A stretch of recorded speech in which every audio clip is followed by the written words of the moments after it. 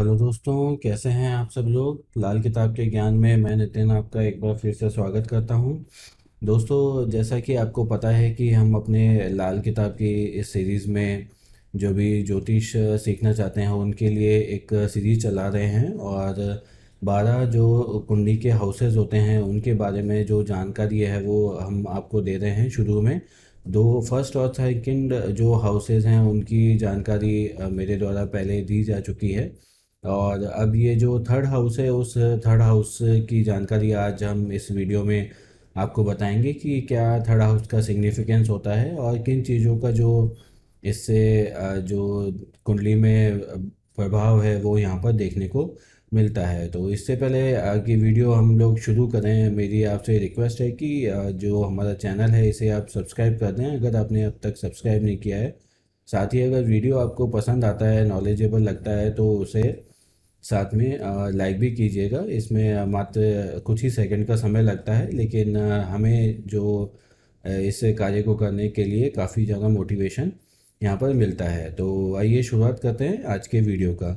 दोस्तों, अगर तीसरे हाउस की अगर बात करें तो तीसरा हाउस जो है वो कुंडली में मंगल का जो मंगल ग्रह होते हैं उनका पक्का घर यहाँ पर माना जाता है। और धन दौलत से संबंधित जितनी भी चीज़ें होती हैं वो उन चीज़ों पर इनका प्रभाव होता है। धन दौलत और भाई बंधु जो होते हैं, खास करके जो बड़ा भाई होता है उस बड़े भाई का जो संबंध है वो मंगल से होता है। और जो तीसरा भाव है वो मंगल ग्रह का पक्का जो मंगल का पक्का घर ये माना जाता है। इसके साथ ही जो चोरी मक्कारी चालाकी किसी आदमी में होती है उन चीज़ों को भी जो है इसी खाने से देखा जाता है। अगर मान लीजिए तीसरे खाने में कोई अगर पापी ग्रह बैठा हो, जैसे कि राहु शनि और शनिश्चर हों, तो इंसान को शारीरिक कष्ट वहाँ पर देखने को मिलता है। और ऐसे में कुष्ठ और चर्म रोग जैसे जो रोग होते हैं वो उस जातक को वहाँ पर होने की संभावना काफ़ी बढ़ जाती है। तो इसके बाद में यदि कोई पापी ग्रह प्रबल होकर किसी अन्य खाने में भी अगर बैठ जाता है तो भी उसकी दृष्टि अगर तीसरे भाव पर रहती है तो भी इस प्रकार की जो बीमारियां हैं वो यहाँ पर जातक के लिए देखने को हमको मिलती हैं। तो इस प्रकार से जो तीसरा खाना है वो यहाँ पर काफ़ी ज़्यादा प्रॉब्लम जो हैं पापी ग्रह की उपस्थिति के कारण देते हैं, क्योंकि राहु केतु और शनिश्चर जो हैं वो जो मंगल ग्रह है उसके दुश्मन होते हैं। तो अगर मंगल के पक्के घर में अगर उनका प्रभाव दिखता है तो इस प्रकार के रोग वहाँ पर उत्पन्न हो जाते हैं, क्योंकि मंगल ग्रह जो है वो कुष्ठ रोग का कारक होता है। तीसरे घर में मंगल कुष्ठ रोग का भी यहाँ पर प्रॉब्लम देखने को मिलता है। इसके बाद में अगर 12वां खाना अगर अच्छा हो और 8वां खाना भी अगर प्रभावशाली हो तो ऐसी स्थिति में तीसरे खाने का जो ये प्रभाव है वो यहाँ पर ज़्यादा नहीं पड़ता है। तो ऐसी स्थिति में चाहिए कि आपके जो 8वां खाना है उसको आप मजबूत करें। अगर पापी ग्रह आपके तीसरे खाने में बैठे हैं तो 8वें और 12वें ग्रह को अगर आप मजबूत रखेंगे तो फिर जहाँ पे मंगल की जो ये प्रॉब्लम आपको देखने को मिल रही है वो यहाँ पर कम देखने को मिलेगी। इसके बाद में जब खाना नंबर 3 में जब राहु केतु और शनिश्चर बैठे हों तो खाना नंबर 8 और 6 भी अगर मंदे हों तो ऐसी स्थिति में बहुत ज़्यादा प्रॉब्लम यहाँ पर आपको देखने को मिलेगी।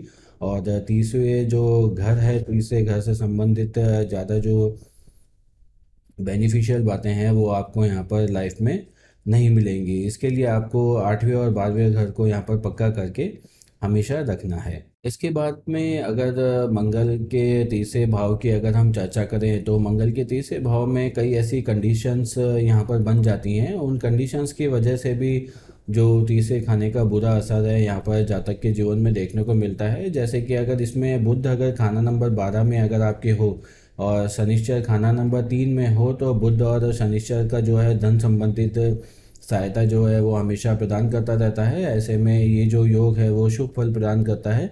इसके अलावा जब खाना नंबर 12 में शुक्र और राहु इकट्ठे बैठे हों और 21 या 25 साल की उम्र में ये जो योग है ये विधवा योग यहाँ पर देखने को मिलता है। और अगर खाना नंबर 3 में जो शनिश्चर अगर बैठा हो तो वो यहाँ पर राहु का जो प्रभाव है वो शुक्र के साथ में वो देखने को नहीं मिलता है। और ऐसी स्थिति में जो ये प्रॉब्लम है वो इसका यहाँ पर सॉल्यूशन हो जाता है और शनिश्चर शुक्र की मदद करता रहता है।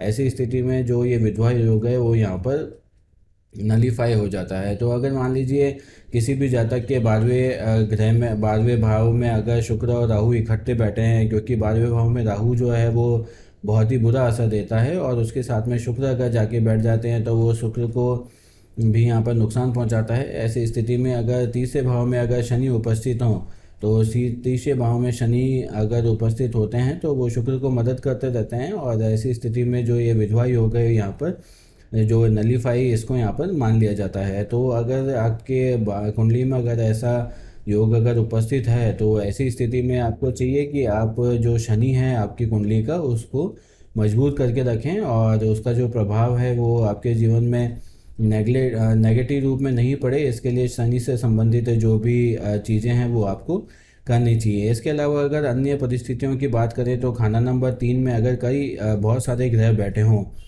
और खाना नंबर 12 में जो बैठे हुए ग्रह हैं वो खाना नंबर 3 में बैठे हुए ग्रहों की तुलना में अगर ज़्यादा हैं, तो इन दोनों का जो आपस में जो संबंध होगा, खाना नंबर 12 और खाना नंबर 3 का, इन दोनों का जो आपस में संबंध होगा, वो आपस में संबंध एक तुलनात्मक संबंध देखा जाएगा। जैसे कि अगर मान लीजिए खाना नंबर 3 में अगर 2 ग्रह बैठे हैं, और खाना नंबर 12 में अगर 3 ग्रह बैठे हैं, तो उसमें जो प्रॉब्लम है वो मित्रता शत्रुता के हिसाब से ज़्यादा या कम करके यहाँ पर देखी जाएगी। इसके अलावा खाना नंबर 3 का जो मालिक ग्रह है, मैंने आपको बताया कि मंगल होता है, और ऐसी स्थिति में खाना नंबर 3 ही जो है वो ये निर्धारित करता है कि जो मंगल का प्रभाव है वो हमारे को कैसा देखने को मिलेगा।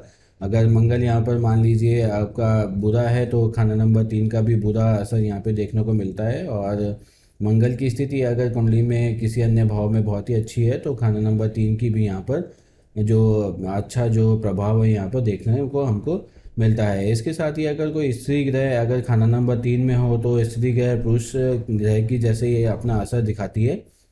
और जो शुक्र ग्रह मान लीजिए अगर तीसरे खाने में उपस्थित है, तो शुक्र ग्रह तीसरे खाने में उपस्थित होगा तो वो एक बैल की तरह अपना जो प्रभाव है वो वहाँ पर देगा। चंद्रमा अगर वहाँ पर तीसरे खाने में अगर उपस्थित है, तो एक साधु की जैसे वो वहाँ पर व्यवहार करेगा। तो इस प्रकार से जो स्त्री ग्रह भी अगर मान लीजिए तीसरे खाने में उपस्थित होते हैं, तो वो एक पुरुष ग्रह की तरह यहाँ पर व्यवहार करते नजर आते हैं। इसके बाद में खाना नंबर 3 के मंदे असर को कम करने के लिए उपाय के तौर पर आप शिव जी की पूजा कर सकते हैं, और स्त्रियों का भी सम्मान यहाँ पर करना चाहिए, और बड़े भाई की सेवा करें। और जो मंगल से संबंधित हमारे देवता हैं हनुमान जी, उनकी हनुमान जी की भी लगातार सेवा करते रहें, हनुमान चालीसा का पाठ करें।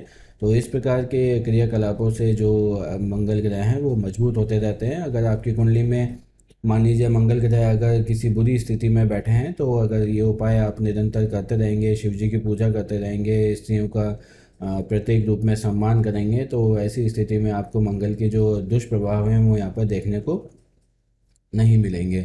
तो मंगल ग्रह से संबंधित और तीसरे भाव से संबंधित जो जनरल विवेचना थी वो मैंने आपको इस वीडियो में बताई है।